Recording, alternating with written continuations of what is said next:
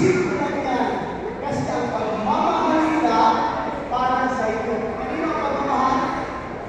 Para sa inyo. Ganun ang mga papa sa mama. Father and mother love their children. Sino sa inyong pag-inutusan? Hello boys! Hello girls! Hi! Sino sa inyong pag-inutusan ni mama dali-dali susunod? Isa sa inyo pag sumunod sa inyong mama o papa, susunod tayo. Good! Pag-ingon ni mama, silhigi ang salot. Isa yung manilig sa salot.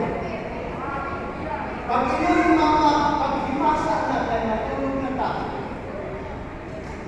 Oh, nabinaw mo. Isa yung gusto tayo gusto, pag-ingon ni mama o papa na, bago kayo mag-worship na. Ay, very good.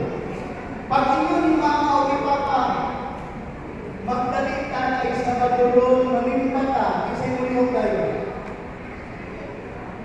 Oh, very good. Isa sa inyo, pag sumukol, magbagulpol. Magbagulpol. At hindi ko mo, bahala mo niya. Bahala mo niya. Ayun, hindi, no?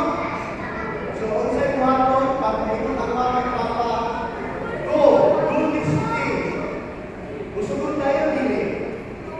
Buhatan ni, usugon tayo, dili. Usugon. Pag si papa o si mama, magpipro sa iyong kanta, usunod? Isa yung usunod. Ganito sa usunod. Pag di mo si papa, bangon, kaya mag-practice ng kanta para sa Sabbath school. Di siya yung kanta mo. Ganito. So, pero, akong pagkakala sa inyo, gusto ba mo ako sa heaven? Di siya gusto ba itong heaven? Gusto ba itong heaven? Taas ka mo. O, kung gusto ba itong heaven, kung sa'yo ba ito? Musunod dili. Musunod dili. Musunod. Diba? Ang gusto ba itong heaven, kinahanglan, musunod, ang papa o ang mama.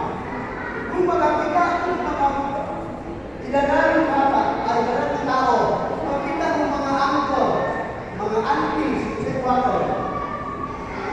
Yes, of course, mag-bless tayo. Kisa'y nag-bless sa inyong mga papa. Kisa'y nag-bless kung makita ang auntie, ang uncle. Very good.